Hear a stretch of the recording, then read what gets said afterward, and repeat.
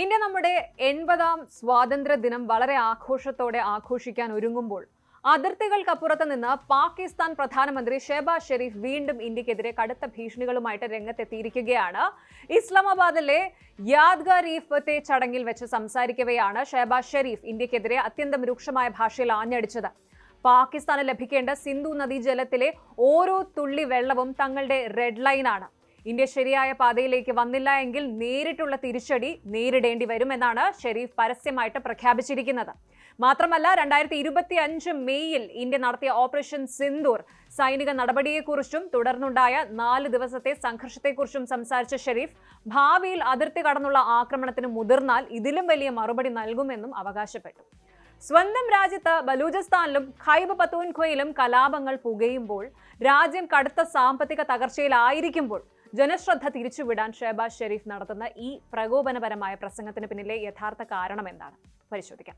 ആദ്യമായിട്ട് ഷെഹബാസ് ഷെരീഫിന്റെ പ്രസംഗത്തിൽ ഇന്ത്യയെക്കുറിച്ച് പരാമർശിച്ച പ്രധാന കാര്യങ്ങൾ ഏതൊക്കെയാണ് എന്ന് വ്യക്തമായിട്ട് പറയാം. ഒന്നാമതായിട്ട് സിന്ധു നദീജല കരാർ, ഇൻഡസ് വാട്ടേഴ്സ് ട്രീറ്റി. 2025 ഏപ്രിലിലെ പഹൽഗാം ഭീകരാക്രമണത്തിന് ശേഷം ഇന്ത്യ ഏകപക്ഷീയമായിട്ട് സിന്ധു നദീജല കരാർ മരവിപ്പിച്ചതിനെയാണ് ഷെഹബാസ് ഷെരീഫ് പ്രധാനമായും ചോദ്യം ചെയ്തത്. ഇന്ത്യ സമാധാനത്തിന്റെ ശത്രുവാണ്, എനിമി ഓഫ് പീസ് എന്ന് ആരോപിച്ച അദ്ദേഹം ജലാവകാശം സംരക്ഷിക്കാൻ ഏതറ്റം വരെയും പോകുമെന്ന് പ്രഖ്യാപിച്ചു. രണ്ടാമത്തേത് ശക്തമായ തിരിച്ചടി വാഗ്ദാനമാണ്. ഞങ്ങളുടെ സമാധാന ആഗ്രഹത്തെ ആരും ബലഹീനതയായിട്ട് കാണരുത്. പാകിസ്ഥാന്റെ പരമാധികാരത്തെ ചോദ്യം ചെയ്യാൻ ശ്രമിച്ചാൽ 2025 നൽകിയതിനേക്കാൾ ശക്തമായ മറുപടി നൽകും എന്ന് ഷെരീഫ് പറഞ്ഞു. മൂന്നാമത്തേത് US ഇടപെടലിന് നന്ദിയും പറഞ്ഞിട്ടുണ്ട്.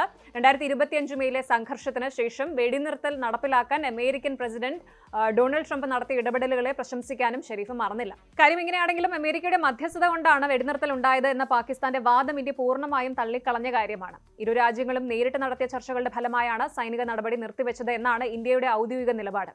ഈ പ്രശ്നത്തിന്റെ പശ്ചാത്തലം എന്താണ് എന്ന് നമ്മൾ മനസ്സിലാക്കണം. 2025 ഏപ്രിൽ 22 പഹൽഗാം ആക്രമണം.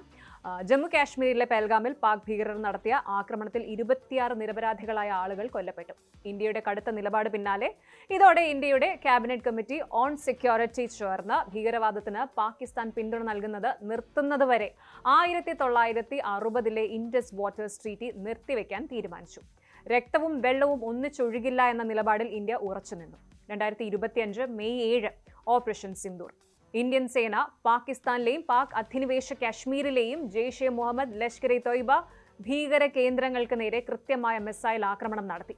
4 ദിവസം നീണ്ടുനിന്ന ഈ ഡ്രോൺ മിസൈൽ പോരാട്ടത്തിനൊടുവിലാണ് വെടിനിർത്തൽ നിലവിൽ വന്നത്.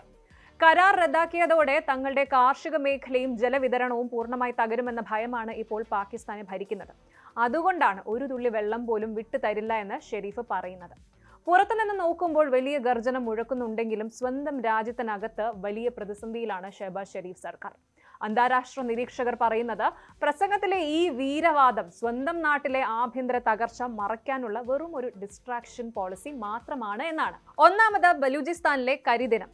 പാകിസ്ഥാന്റെ സ്വാതന്ത്ര്യ ദിനമായ ഓഗസ്റ്റ് 14 ബലൂചിസ്ഥാൻ ജനത കരിദിനമായിട്ടാണ് ആചരിക്കുന്നത്. ബലൂചിസ്ഥാനിലെ സുറ മേഖലയിൽ പാക് സൈന്യം നടത്തിയ ആക്രമണങ്ങളിൽ പ്രതിഷേധിച്ച് ജനങ്ങൾ തെരുവിലിറങ്ങിയിരിക്കുകയാണ്. 2 ഖൈബർ പഖ്തൂൺഖ്വയിലെ ഭീകരവാദം. TTP ഭീകരരുടെ ആക്രമണങ്ങളിൽ ദിവസം തോറും പാക് സൈനികർ കൊല്ലപ്പെടുന്നു. മൂന്നാമതായി ഇമ്രാൻഖാന്റെ തടവാണ്. മുൻ പ്രധാനമന്ത്രി ഇമ്രാൻഖാനെ ജയിലിൽ അടച്ചിരിക്കുന്നതിനെതിരെ ജനരോഷം വാനോളമാണ്. ചുരുക്കത്തിൽ സ്വന്തം രാജ്യത്ത് ക്രമസമാധാനവും സാമ്പത്തിക ഭദ്രതയും ഉറപ്പാക്കാൻ കഴിയാത്ത ഒരു ഗവൺമെന്റ് ജനങ്ങളുടെ ശ്രദ്ധ തിരിക്കാൻ ഇന്ത്യക്കെതിരെ യുദ്ധഭീഷണി മുഴക്കുകയാണ്. ഷെഹബാസ് ഷെരീഫ് തന്റെ പ്രസംഗത്തിൽ മറ്റൊരു പ്രധാന കാര്യം കൂടി എടുത്തു പറഞ്ഞു. പാകിസ്ഥാൻ, സൗദി അറേബ്യ, തുർക്കി എന്നീ 3 രാജ്യങ്ങൾ ഒപ്പുവെച്ച പുതിയ ട്രൈലാറ്ററൽ ഡിഫൻസ് പാക്ടിനെ കുറിച്ച് അദ്ദേഹം അഭിമാനത്തോടെ സംസാരിച്ചു. ഈ കരാർ പ്രകാരം ഈ 3 രാജ്യങ്ങളിൽ ഏത് രാജ്യത്തിന് നേരെ ആക്രമണം ഉണ്ടായാലും അത് 3 പേർക്കും നേരെയുള്ള ആക്രമണമായിട്ട് കണക്കാക്കും.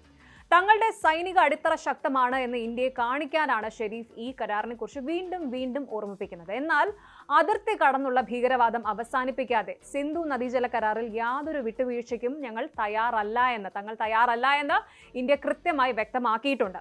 ഭീകരവാദത്തെയും നയതന്ത്രത്തെയും ഒന്നിച്ചു കൊണ്ടുപോകാൻ കഴിയില്ല എന്നാണ് ഡൽഹിയുടെ ഉറച്ച നിലപാട്.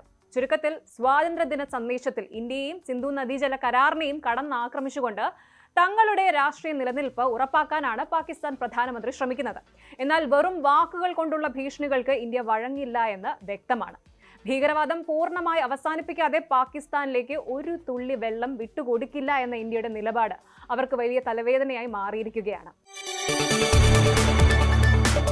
കൂടുതൽ വാർത്തകൾക്ക് news 18 Keralam YouTube channel subscribe ചെയ്യുക.